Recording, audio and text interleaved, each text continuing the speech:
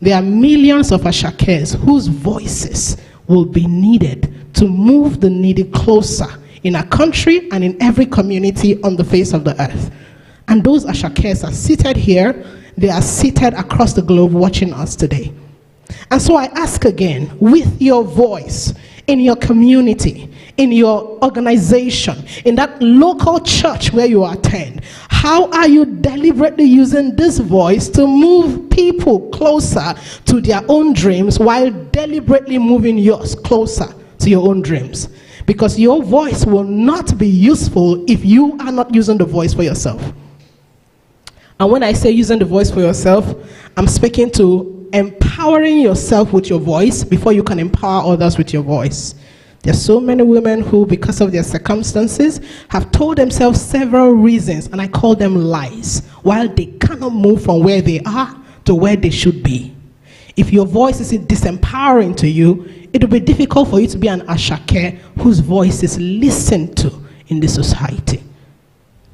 And dear woman, when I say arise and shine, I'm speaking to consistently taking over the voice inside you, telling you what you cannot and cannot do consistently, and continue to tell the voice, you don't pick for me, I pick for myself. You don't tell me what to do, I tell myself what to do. And you take that power back right from within and consistently instruct yourself aright, because there are millions of children waiting for you, Ashake, to take them on. That being said, your voice. The next is your message.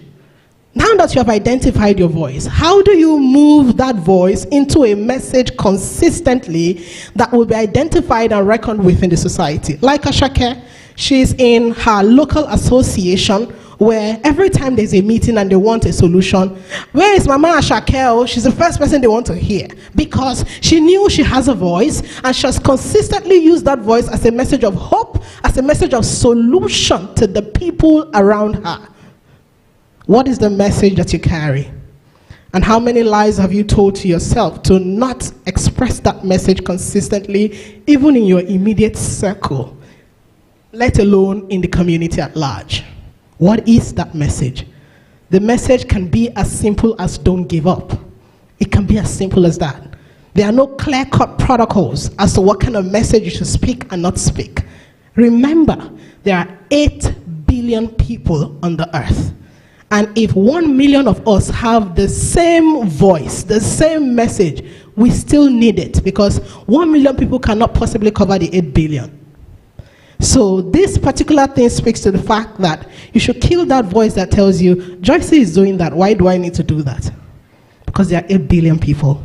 And the 8 billion people may not all listen to Joyce, but they need somebody else who is another beautiful Ashake that they can listen to. And so, from today henceforth, begin to articulate whatever message you carry. It may be one word. That one word does not need to be validated by any and everybody. As long as you believe it in your heart, begin to speak that message, because there are 8 billion people who need to hear that message. The third thing is your product. Ashake has a product. She sells akara. And her akara is to a way ending the food crisis in the society. You see, as women, one of the things we must learn to articulate appropriately is our value. Ashake may not understand where she is, how her product is ending food crisis. She may not understand, because the standard of living is consistently increasing in Africa. And I think it's the whole world, it's not just Africa. And there are people who will Ashake's bean cake and bread. It can fill their stomach for the whole day and they won't go hungry. Scarcity in the nation. Ashake may not be able to articulate it powerfully, but you are seated here with some level of education and you have a product. You must be able to articulate clearly how my product increases a social good or decreases a problem in the world. You have to be able to do that. Until we begin to articulate that appropriately, the world may not take us seriously. Because what we do is not just good. It is social good that moves the needle or moves the society closer towards something positive within the context of our societies. Money in exchange for value must also be articulated in a way that we are collectively making good within the context of our society. The final cadre, your tribe. We are as impactful as the societies will find ourselves. You going alone, you may not go as far, but going with others, you may go farther, and your impact may be stronger. And I think the example for this does not need to stretch far. We are in this room because of tribes, because of communities that we're trying to build. And see the impact we've been able to create by just being here together. Nancy cited some of those things. As a women, because we live in a seeming patriarchal society, I use the word seeming because I don't like to accept it, even if it's true. I like to think that the lens with which you look and interpret things matters a lot. If I'm quick to interpret things through the lens of what it seems like, my options may be limited. Right? And that's not denial. I just don't like to accept it. And because I don't accept it, I don't go into any male-dominated society thinking of patriarchy. I don't do that. Do you see what I mean? That being said, as women, we must take very importantly our tribes and our communities, because together we can build formidable change solutions. Together we can create unstoppable men and women. Together we can transform our world. I believe that for the longest time, the world has consistently moved on a steady decline because God kept the best for the last. That's my personal opinion. That God saved you, woman, as the best for a time such as this. And so for every woman who is listening here, I want you to say this: I am a mighty wind of change. That's too weak for me. Let me come towards Nancy. I am a mighty wind of change. I am a fresh breath of air. My world has waited. So therefore, woman, arise and shine. Thank you so much.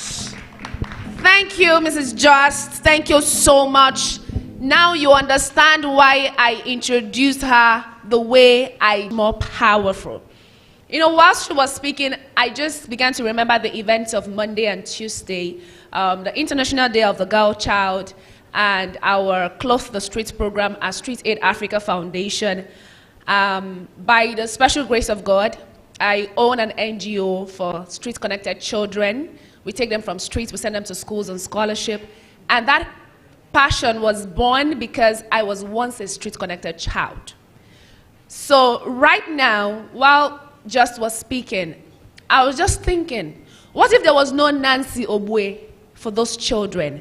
Where would Nancy Arabaye see someone who is doing the grassroots community work to take her mess International Day of the Girl Child, October 2022? How are we going to do that? It wouldn't have been possible. But guess what? She came with a fire and she met a soldier on the field running, and both of us ran. And it now became very, very clear that one will chase 1,000, but two, and God will have not started. So thank you so much for taking up that mantle. Thank you for bringing everyone in this room together. And everyone in this room, thank you for answering the call on your life. Thank you for stepping into your purpose, your vision. Thank you for aligning. Please celebrate yourselves once more. A round of applause, please. Thank you.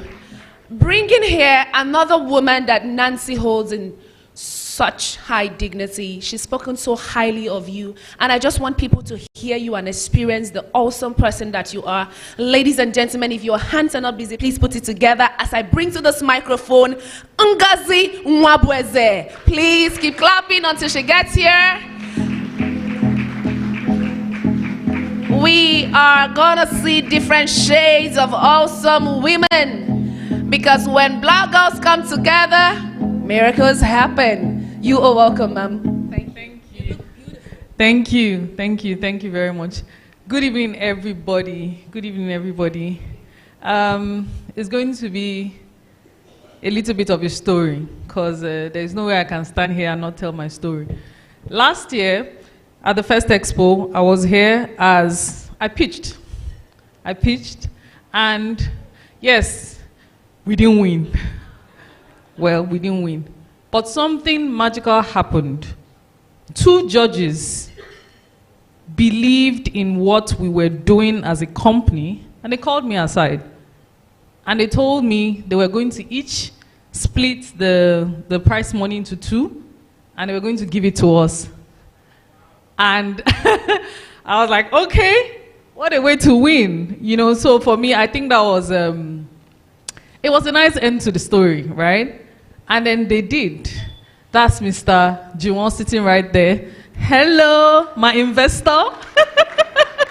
And Miss Jenny Nwoko, unfortunately, she's not here. And the truth is this, when that money came, right, we were at a point, okay, first and foremost, let me introduce myself. I went straight into the story.